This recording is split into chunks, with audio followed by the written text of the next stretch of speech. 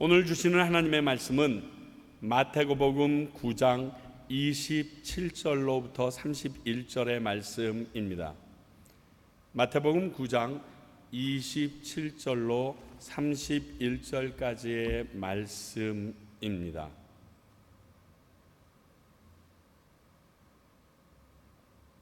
우리 모두 자리에서 일어나서 하나님의 말씀 받도록 하겠습니다. 마태복음 9장 27절입니다.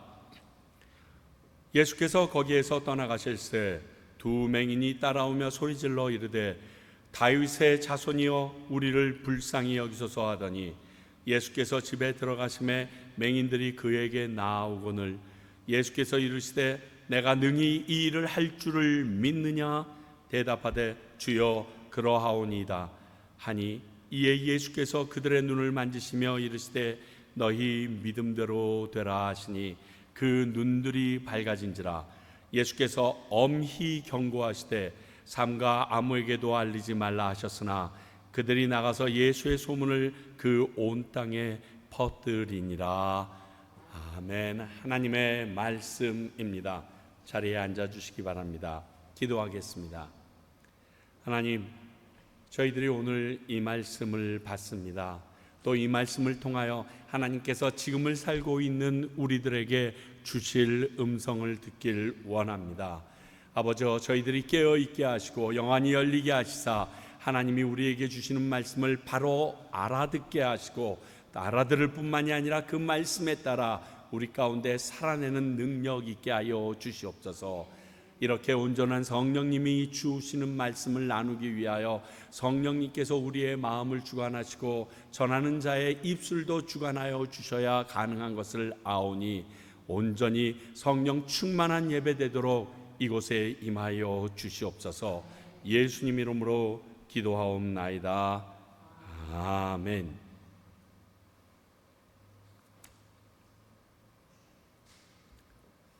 오늘 우리가 같이 불렀던 나의 갈 길 다가도록 그 외에 어마많은 곡을 작곡하고 작사하신 크로스비 여사는 출생 직후 한 달 반서부터 앞이 보이지 않게 되었음에도 불구하고 그런 역경을 이겨내고 제일 처음 썼던 곡이 자비한 주께서 부르시네라는 그 찬양서부터 해서 약 9천여 곡의 곡을 작사 작곡합니다.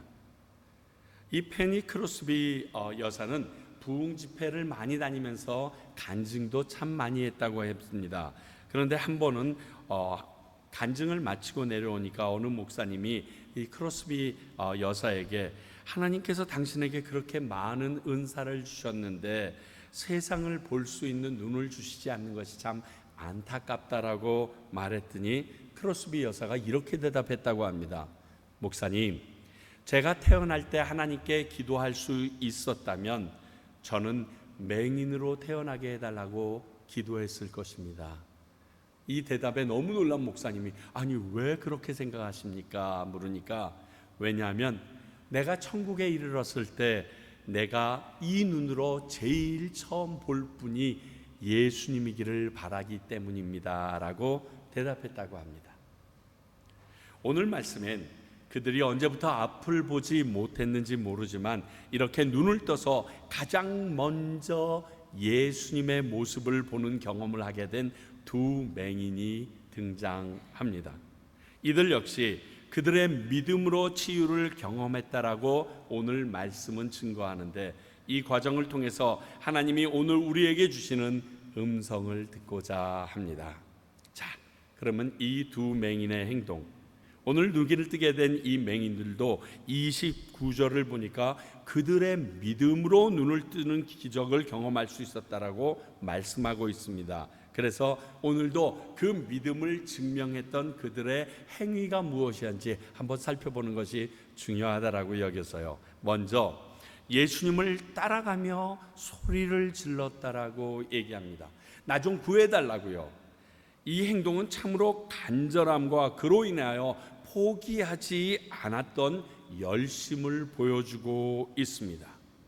왜 그들은 이런 행동을 할 수 있었을 것이고 그렇게 끈질기게 가능했을까? 그 이유는 이 방법만이 유일한 길이라는 확신으로 인해서 인내하며 소리 지르며 예수님을 따라갈 수 있었던 것이 당연합니다. 그 길밖에 없으니까요. 이것 외에는 다른 방법이 없으니 소리를 지르면서라도 예수님을 따라갈 수밖에요. 이러한 믿음은요, 포기하지 않는 열심과 인내를 만들어낸다는 것입니다. 우리에게 이러한 믿음이 있으면 어떠한 것을 이루기까지 포기하지 않을 것이고, 그 길이 아무리 어려워도 인내해낸다는 것입니다. 이건 욕심과는 구별될 수 있는 행위여야 합니다. 그러나 사실 이 욕심이라는 것도요, 이 방법으로 또 그것이 내가 원하는 것이라는 걸 이루어준다는 것 때문에 최선을 다하는 것, 그것에 따라서 보면 그 기본은 대동소이합니다. 오늘 두 맹인은 그 누구도 눈이 뜬 적이 없는 성경의 전대미문의 사실 앞에서 그들이 기다리는 메시아가 예수님이라는 믿음의 근거에서 이렇게 소리 지르며 따라가서 외치고 있습니다. 이 맹인들이 했던 두 번째 행동은 그래서 다윗의 자손이라고 고백하고 있다는 것입니다. 그렇습니다. 그들이 소리를 지른 내용이 예수님에 대하여 감히 다윗의 자손이라고 외칠 수 있었습니다. 여러분 아셔야 될 것이요, 이 호칭은 신약 성경에서 오늘 처음 등장하는 호칭입니다. 이 이전까지 예수님이 다윗의 자손이라고 말하고 고백했던 사람이 없습니다. 이 호칭이 의미하는 것은 우리가 기다리고 오실 메시아가 당신입니다라는 의미가 내포되어 있는 굉장히 위험천만한 말이기도 합니다. 이사야서 35장 5절을 한번 볼까요? 그때의 맹인의 눈이 밝을 것이며 못 듣는 사람의 귀가 열릴 것이며. 자, 이사야 선지자의 말씀입니다. 구약 성경에는요, 죽은 자를 살린 선지자들은 있었지만 맹인들의 눈을 뜨거나 귀머거리의 귀를 열어준 기억은 한 번도 등장하지 않습니다. 그러니까요, 죽은 자를 살린 것보다 맹인들의 눈을 뜨게 하는 것이 이 이스라엘 백성에게는 징조로 여겨지고 있었을 때입니다. 그래서 이사야서 35장에 메시아가 오실 그때에 있는 일들, 증거들 중에 하나가 맹인들이 눈이 밝아진다라는 이 대목을 믿고 오늘 이 두 맹인은 예수님을 다윗의 자손이라고 부르면서 나올 수 있었던 것입니다. 그들은 비록 육신의 눈은 어두워서 아무것도 보지 못했지만 예수님에 대한 소문을 듣고 이분이 오실 메시아임을 깨닫고 비로소 드디어 예수님을 다윗의 자손이라고 부를 수 있는 영의 눈이 열려있던 것입니다. 사랑하는 성도 여러분, 눈을 다쳐보시거나 아마 티끌이라도 들어가서 고생해 보신 적이 있다라면 눈이 먼 것이 이 땅을 생활하는데 참으로 고통스럽고 힘들다는 사실 잘 아실 것입니다. 그러나 영적인 눈이 열리지 않아 영원한 생명을 얻을 수 없다면 그것은 이것보다도 더더욱 비참한 모습이라는 것을 우리는 알아야 합니다. 자, 로마서 8장 17절과 18절을 보면 자녀이면 또한 상속자 곧 하나님의 상속자여 그리스도와 함께한 상속자니 우리가 그와 함께 영광을 받기 위하여 고난도 함께 받아야 할 것이라. 생각건대 현재의 고난은 장차 우리에게 나타날 영광과 비교할 수 없도다. 영안이 열려 있었던 바울의 고백입니다. 지금 너무 고난스럽답니다. 고통스럽고 힘들답니다. 이 길을 갈 때 아무것도 없이 보이지만 영안이 열렸던 이 바울은 사람들이 지금 보이는 것에 치중하고 그것을 얻기 위하여 노력하는 반면 영의 눈으로 보기 때문에 앞으로 우리에게 주어질 것이 큰 것임을 믿고 그것을 얻게 되었다라는 고백과 동일한 내용이 바로 이 로마서 8장의 말씀입니다. 그러므로 내가 영의 눈이 열렸기 때문에 이제 모든 것을 견뎌내고 이길 수 있다는 것이죠.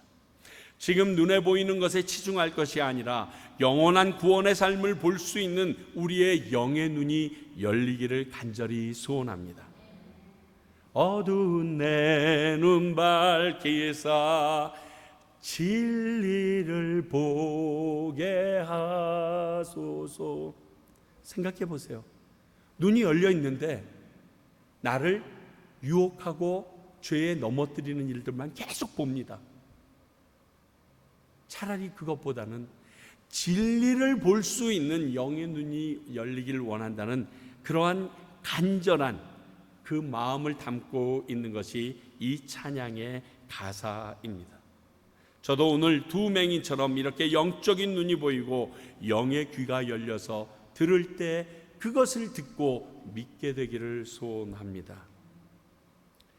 세 번째 두 맹인의 행동은요, 예수님께서 능히 맹인인 우리들을 고치실 수 있다고, 눈을 뜨게 하실 수 있다고 믿는다고 고백하는 부분입니다. 28절이죠.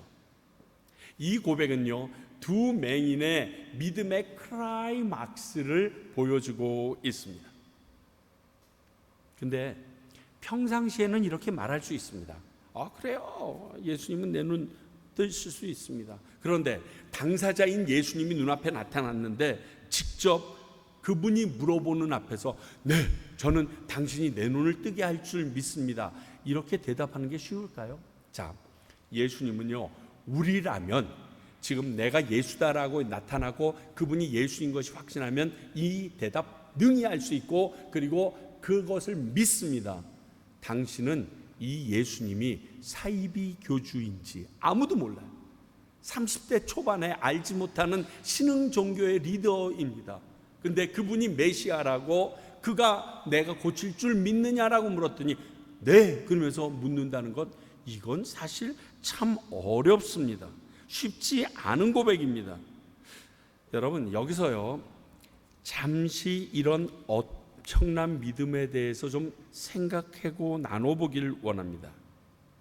이런 믿음은요, 우리가 이미 머리로 알고 있었기에 생각나는 믿음이 아니라고 말씀드리고 싶습니다.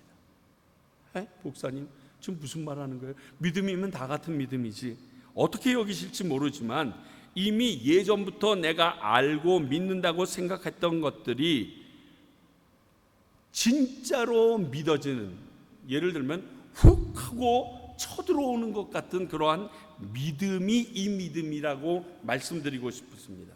내가 자력으로 얻은 믿음이 아니라요, 누구의 힘에 의하여 내가 알고 믿었다는 것이 직접 정말이구나라고 훅 밀어오는 그 믿음을 말합니다. 우리는 교회 나와서 1년만 설교를 들어도요, 예수님이, 하나님이 어떤 능력을 가지신 분인지 듣고 알게 됩니다.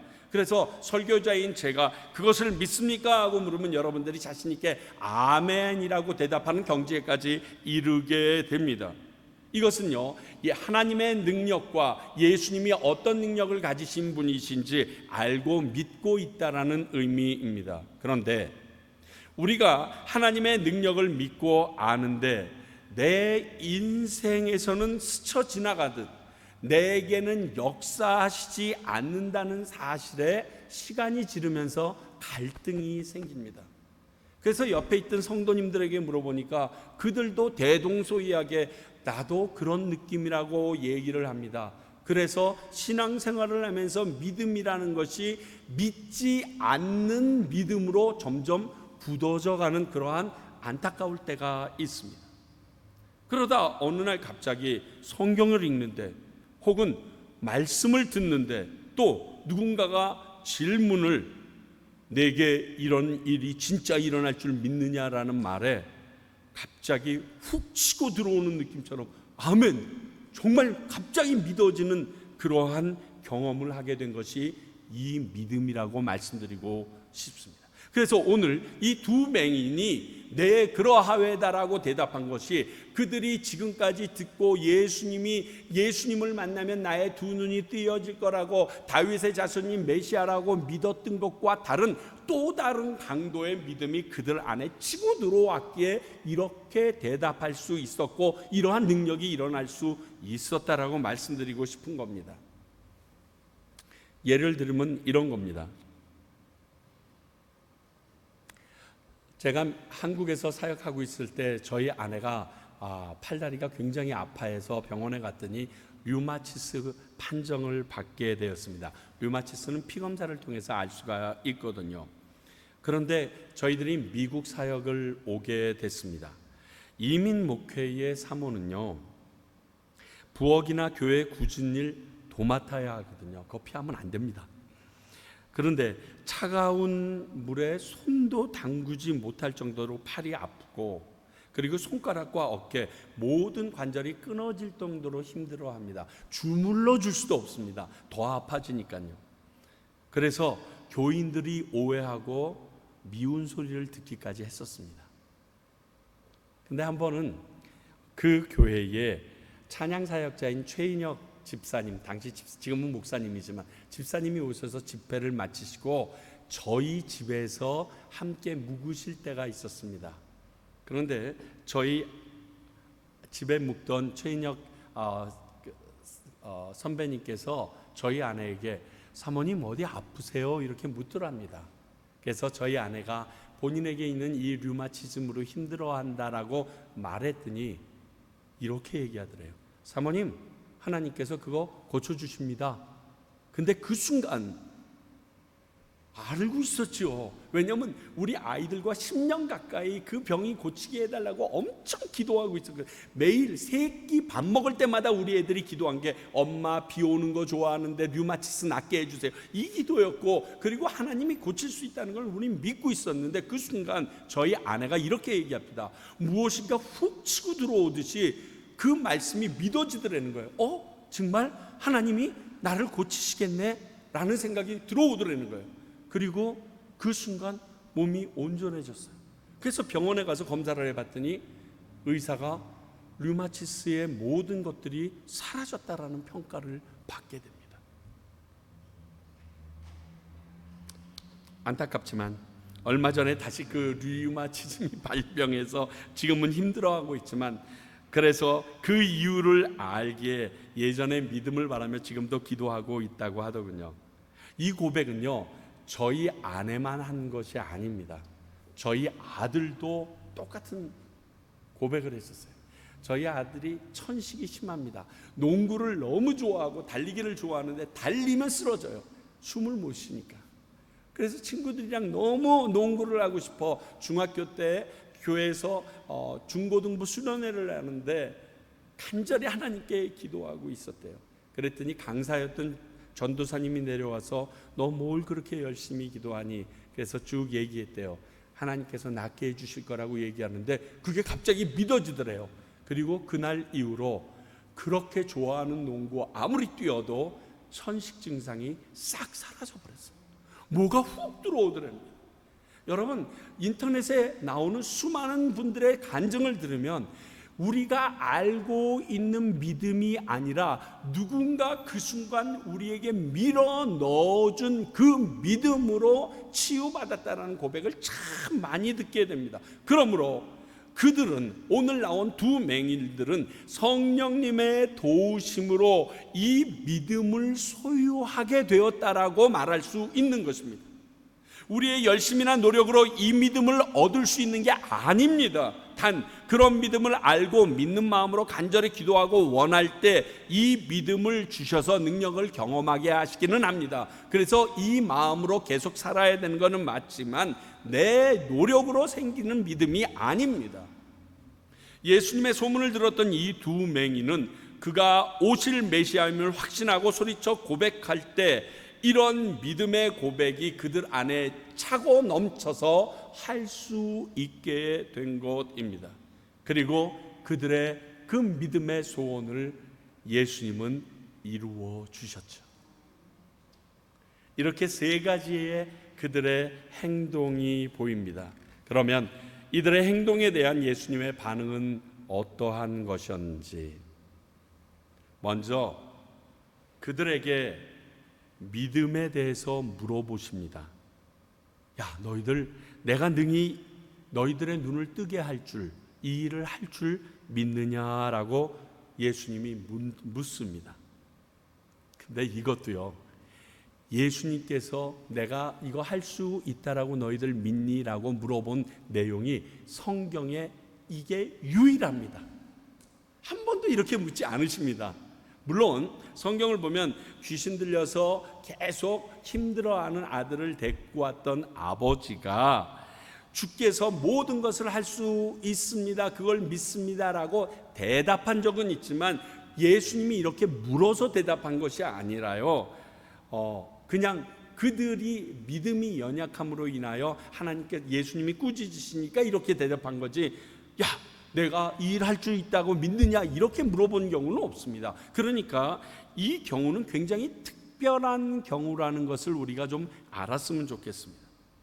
앞에서도 나누었지만 대놓고 믿느냐고 묻으면 사실 그 대상 앞에서 잠깐 주저합니다. 왜냐하면 이 사람이 이걸 왜 질문하지? 그리고 그 질문을 한번 곱씹어 보게 됩니다.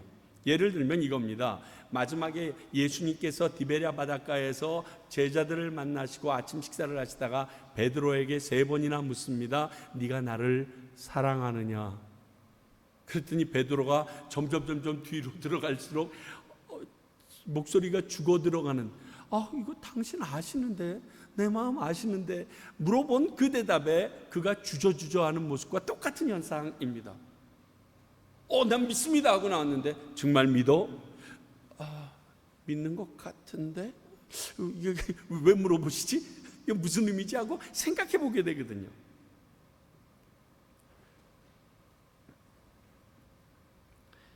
그런데 아직까지 단 한 번도 성경에서 일어나지 않은 기적입니다. 그 누구도 맹인이었던 자의 눈을 뜨인 적이 없습니다. 여러분 아시다시피 이스라엘 백성들은 광야 가운데 살고 있습니다.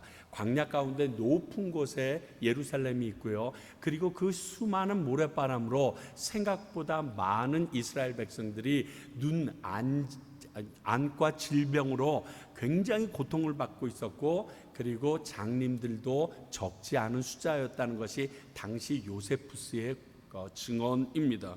그런데 그 누구도 그렇게 눈이 질환을 앓고 장님이 돼서 뜬 적이 없었는데 이렇게 질문을 합니다. 그러니까 이런 직설적인 돌직구에 주저주저 할 수 있게 됩니다. 그런데 그들은 주여 그러하외다 하고 대답합니다. 우리를 흔드는 많은 것들로 예수님에 대한 믿음이 흔들리지 않기를 바랍니다. 왜냐하면 그분은 언제나 동일하신, 어제나 오늘이나 내일도 동일하신 전능하신 분이시라는 사실이기 때문입니다. 좀 한번 생각해 봤습니다. 7바퀴를 돌고 나면 저 견고한 여리고성이 무너지게 될 거다. 그럼 너희들이 안으로 들어가서 그들을 죽이면 된다. 이렇게 얘기하십니다. 그래서 이스라엘 백성이 6일 동안 돌고 마지막 날 7바퀴를 이제 돌아야 되는데 6바퀴 돌았는데 바람도 일어나지 않고 지진도 없습니다.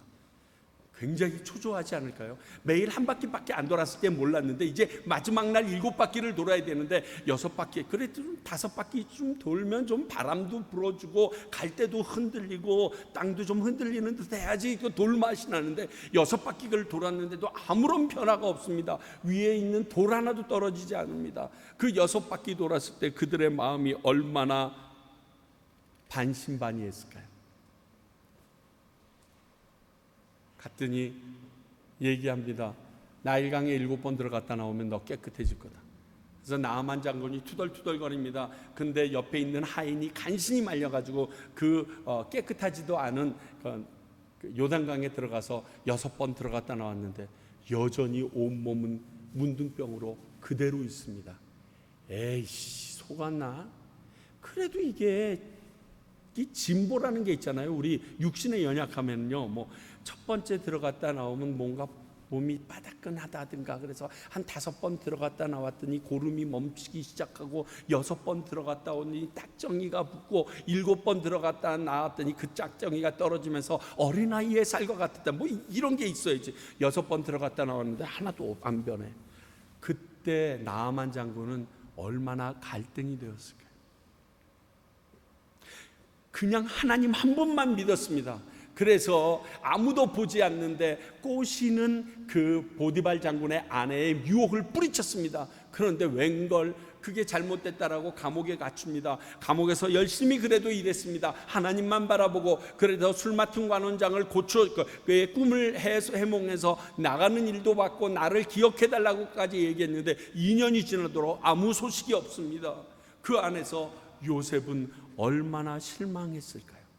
아마 마지막 소망의 촛불이 꺼져간다라는 느낌을 느꼈을 것입니다. 이런 등등 이렇게 흔들리는 상황 가운데서도 끝까지 그 믿음을 순종하며 나아갔기 때문에 그들은 하나님의 영광을 내 몸에서 경험하게 됩니다. 내 상황 가운데서 경험하게 됩니다. 이것이 예수님께서 주셨던 그 말씀에 대한 능력입니다. 또 예수님의 반응 두 번째는 너희 믿음대로 되라 하신 예수님입니다. 그들을 만지시는 그 사랑의 이야기는 계속 나오기 때문에 오늘은 빼고요. 너희 믿음대로라고 하신 이 예수님입니다. 결과 이 선언으로 그들의 눈들이 맑아집니다. 곧 그 두 맹인들은 자신의 눈이 예수님이 고칠 수 있었다는 믿음이 증거로 드러나는 순간입니다. 그런데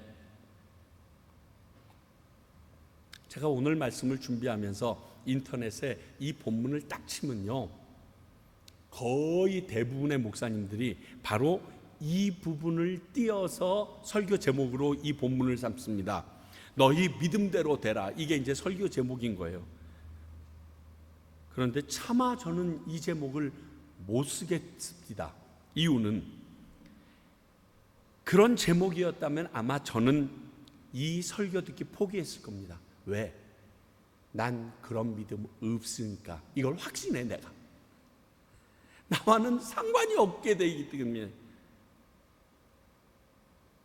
믿음이 부족한 걸 내가 알거든요. 그래서 내 믿음대로 되라, 이게 설교 제목이면 내 믿음대로 되면 아무 일도 안 일어날 텐데, 이 생각에 저는 이 제목을 못 쓰겠더라고요. 마태복음 13장 58절을 보면 고향에 갔던 예수님께서 아무런 기적을 행할 수 없었던 이유를 이렇게 얘기합니다. 그들이 믿지 않음으로 말미암아 거기서 많은 능력을 행하지 아니하시니라. 예수님의 고향에서 예수님에 대하여 목수였던 것 모든의 삶을 알고 있어서 예수님을 안 믿습니다. 그랬더니 예수님을 믿지 않음으로 인하여 기적이 일어나지 않습니다. 저도 이렇게 제목 쓰면 아무 일도 안 일어날 것 같아요. 지난주 나는 초대교회 성도들처럼 저도 믿지 않으면서 간절히 기도했던 적이 있었거든요. 그런 나에게 네 믿음대로 되라 그러면 아무 일도 안 일어나죠. 안 믿었으니까. 그런데 예수님의 선언 자체가 부담이 되고 도망가고 싶었을 것입니다. 입술이 아니고 내 생각도 다 아시는 분이니까요. 그럼에도 주님은 우리에게 그런 믿음이 있냐고, 그러면 해결될 것이라고 말씀하십니다. 조금 전 아는 것처럼 그렇게 질문하시기 전에요, 아셔야 될 것은 그 믿음을 우리 안에 훅 밀어 넣으신 다음에 그 질문을 하신다는 것입니다. 이걸 모르니까 이 질문이 부담스러운 거예요. 다시 말하면 답을 다 알려주고서 그 답이 뭐지 하고 묻는 거랑 똑같아요. 내게 이미 그것에 대한 믿음이 생기게 하시고 주님께서 내 믿음대로 되라고 선언을 하신다는 사실입니다. 이게 하나님의 놀라운 은혜고요, 그리고 축복입니다. 이 질문에 오늘 두 맹인처럼 아멘으로 대답하는 것은 성령님의 도움입니다. 그러므로 두려워하지 마십시오. 주님께서 우리에게 이 믿음을 주실 것이기 때문입니다. 하나 더, 예수님은 아무에게도 이 일이 있었다는 것을 알리지 말라고 말씀하십니다. 예수님이 무리들이 보는 밖에서 두 맹인을 고친 게 아니고요, 집에 들어가서 그들이 나왔을 때 고쳤다라고 말씀하시는데, 이 명령과 이 행위도 연관이 있습니다. 그들은 말하지 말라는 예수님의 말씀을 듣지 않고 온 땅에 소문을 퍼뜨립니다. 물론 앞이 안 보이다가 눈이 떴는데요, 당연하겠지요, 말하고 싶고. 그런데 전 여기서도 좀 생각해 볼 부분이 있습니다. 31절 그 뒤에를 강조하면서 복음은 전해야 한다라고 말씀하시는 설교자들이 계시던데, 저는 이것은 분명히 잘못된 적용이라고 생각합니다. 예수님께서 고쳐주심을 다른 사람에게 알리지 말라고 엄히 경고하다라는 이 단어가 엠브리마오마이라는 단어입니다. 이것은 다른 의미로 화내시면서 얘기했다는 거예요. 역정을 내실 정도로 강하게 얘기하신 게 엄히 경고하시면서 아무에게도 말하지 말라라고 그러한 톤으로 말씀하셨다라는 것입니다. 그런데 그들은 그래도 소문을 내버렸습니다. 그런데 이 맹인들의 행위가 앞에서 적용한 것처럼 그래도 복음은 전하여야 한다라고 적용을 한다고 하면, 예수님은 소문이 나길 원하시면서 겉으로만 소문내지 말라고 얘기했던 가식적인 인격의 소유자가 됩니다. 우리가 아는 것처럼 예수님은 그런 분이 아니십니다. 그렇기 때문에 그렇게 말씀하신 이유가 있었을 것이고, 우리는 그 이유를 이해하지 못하고 알지 못하더라도 예수님의 말씀에 순종하는 것이 바른 자세라고 생각하기 때문에 그 적용은 좀 부당하다, 부적절하다라고 생각합니다. 그렇습니다. 바른 믿음은 내 생각으로 선택해서 또 부분적으로 순종하는 것이 아니고요, 예수님의 모든 말씀을 그 고지고대로 믿고 따르는 것이 바른 믿음의 순종입니다.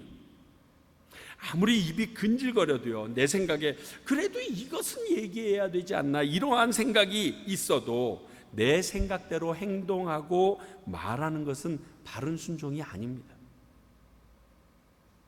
순종이 힘든 이유가 여기에 있습니다. 자꾸 말씀에 내 생각과 내 경험을 더하려고 합니다.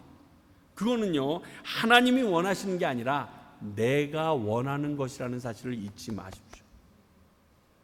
내가 복음입니다, 흔히 말하는. 그러므로 명백히 이것은 그들이 예수님의 명령을 어긴 것이고 예수님의 말씀에 온전히 순종하지 않은 것입니다. 그러면 한번 또 다시 생각해 볼까요? 왜 예수님은 그런 명령을 하셨을까? 그들이 지키기도 어려운, 그것은 아직 그분의 때가 아니기 때문이었습니다. 예수님이 이후에 로마군에게 붙들려서 빌라도에게 신문을 받을 때 빌라도가 묻습니다. 네가 저들이 말하는 대로 유대인의 왕이냐? 그때 예수님은 내가 그로다, 에고 에이미, I am 얘기합니다. 내가 그다입니다. 그런데 지금은 예수님의 공생의 초기입니다. 아직 때가 아닙니다. 왜? 벌써부터 유대어 지도자들의 표적이 돼서 앞으로 하시고자 하시는 일을 방해받거나 사역이 중단될 수 없는 시간대가 지금의 시간대입니다. 예수님께서는 무리들을 가르치시고 또 제자들을 양육해서 그들을 증인이 되어서 복음의 증인으로서 온 땅에 복음이 전파되도록 다져놓을 시간이 필요하셨는데 지금은 그 시간이었습니다.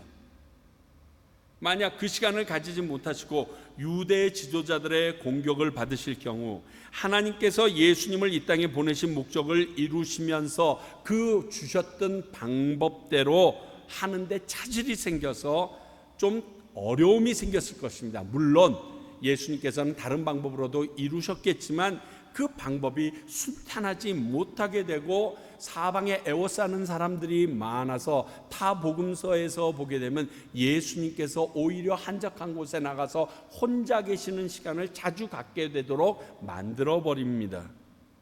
또 하나는요, 유대인들에게 잘못된 메시아관을 심어줄 수 있기 때문에 말렸을 것이라고 믿습니다. 저는 이 부분이 강하다고 느낍니다. 예수님께서 메시아로 이 땅에 오신 것은 병을 고치고 기적을 베풀어서 능력을 쫙 보여주니까 사람들이 모이고 그 사람들이 예수님을 왕으로 추대해서 자신의 왕국을 건설해서 통치하려는 게 아니십니다. 그게 예수님이 이 땅에 오신 이유가 아닙니다. 자, 마태복음 20장 28절 정확하게 예수님은 자신이 이 땅에 오신 이유에 대하여 인자가 온 것은 섬김을 받으려 함이 아니라 도리어 섬기려 하고 자기 목숨을 많은 사람들의 대속물로 주려 함이다. 이게 예수님이 오신 이유입니다. 그런데 이것과 너무 차이가 나는 일이 일어나게 되는 것입니다. 요즘 세상은요, 온통 성공주의에 물들어 있습니다. 이 성공주의는요, 결과에 집중하는 것입니다. 과정 상관없어. 결과만 좋으면 돼. 결과가 좋지 않으면요, 점수가 안 나와요. 예로 누가 성공했다고 할 때 무엇을 성공했다고 합니까? 결과를 봅니다. 돈을 많이 벌었거나 높은 지위를 차지했거나 어떤 프로젝트의 성과가 좋아서 인정을 받으면 성공했다라고 말하고, 아니면 실패했다고 말하는 것이 지금 세태입니다. 교회에도요, 이러한 결과 위주의 성공주의가 만연합니다. 어떤 목사를 보고 목회에 성공했다라고 얘기하는 줄 아세요? 교회당이 일단 커야 돼요. 그리고 교인들이 많이 모여야 돼요. 거기에 인기도 있어야 되고요, 또 재정도 교회가 넘쳐나야지 목회를 성공했다라고 말을 듣습니다. 그런데요, 이러한 성과 중심의 평가는요, 하나님의 평가 방법이 아닙니다. 하나님 나라의 평가 방법은 이 성공 위주의 평가 방법이 아니란 것을 알아야 합니다. 예수님은요, 자신을 낮추기 위해서 함구령을 내렸지만 아무 효과를 거두지 못했습니다. 두 맹인이 온 사방을 다니면서 선전포장 노릇을 합니다. 그래서 예수님께서 메시아로 이 땅에 세상 죄를 지고 가는 하나님의 어린 양으로 오신 그 목적, 이미 이사야를 통하여 예언하셨던 그 모든 예언들과 멀어지는 삶을 살게 하도록 만들어버립니다. 하나님의 뜻을 안 이루어버리는 거죠. 당시 유대인들은요, 오실 메시아가 이런 능력과 힘을 가지고 점령국인 로마를 물리치고 엄청난 힘을 가진 이스라엘 왕국을 다윗 시대처럼 이끌어주길 원했습니다. 그래서 지금 이스라엘 국기에는 여전히 별 하나가 그려져 있는데 그 별의 이름이 다윗의 별입니다. 그렇게 강한 국가가 되고 그런 나라가 우리 이스라엘이 되어야 되고 그 지도자가 메시아여야 된다라는 생각이 있었습니다. 그런데 하나님의 계약은 이사야 때부터 그렇지 않았습니다. 그것은 메시아의 바른 모습이 아니고 연한 순 같은, 모든 사람이 볼 때 너무나 아련하게 느끼는 그 모습이 메시아라고 얘기하고 있는데, 자꾸만 이스라엘 백성은 잘못된 메시아관을 가지고 있는데, 여기에 오늘 이 두 맹인의 소문이 부채질한 격이 됩니다. 잘못된 메시아관을 확증시켜주는 일이 될 수밖에 없습니다. 엄청난 능력이 있어. 눈뜨게 한 사람 아무도 없었잖아. 구약의 선지자도. 이 사람은 눈뜨게 해. 대단하지 않아? 이래서 사람들이 모여들게 됩니다. 우리는 하나님을 섬기는 삶에서 사람의 뜻을 피하기 위해서 때로는 둘러가야 하기도 합니다. 그러면 효과도 없고 결과도 나쁘게 나올 수 있습니다. 또 일에 차질이 생기고 손해가 생길 수도 있습니다. 사람들에게 인정도 못 받을 수 있고요. 세상의 눈으로 보면 실패한 삶, 실패한 인생처럼 보일 수도 있습니다. 그러나 이 둘러가는 듯한 길이 그리스도 안에서 성공한 삶이며 하나님께서 인정하시고 원하시는 결과를 가져오기 때문에 그러기도 해야 한다는 것입니다. 오늘 이 두 맹인은 이러한 예수님의 깊은 뜻을 알지 못하고 순종하지 못함으로 이러한 유대인들의 마음에 잘못된 메시아관을 심어주고 욕망이 생기도록 돕는 결과가 되었습니다. 하나님의 말씀을 그대로 순종한다는 것, 예수님의 명령대로 따라 사는 제자가 된다는 것은 이래서 쉽지는 않습니다. 한 주일 내내 주셨던 찬양이 이것이었습니다. 이 세상 사람 날 몰라줘도, 이 세상 사람 날 몰라줘도, 이 세상 사람 날 몰라줘도 뒤돌아서지 않겠네. 힘들더라고요. 선교지에 와 있는 외로움이 아마 과테말라 땅에 살고 있는 여러분들의 그 마음의 한 구석에 이 부분이 없지 않아 있을 수 있습니다. 그러나 그것이 예수님의 말씀에 순종하는 길이라는 것, 이것을 믿고 나아가는 저와 여러분이 되기를 소원합니다.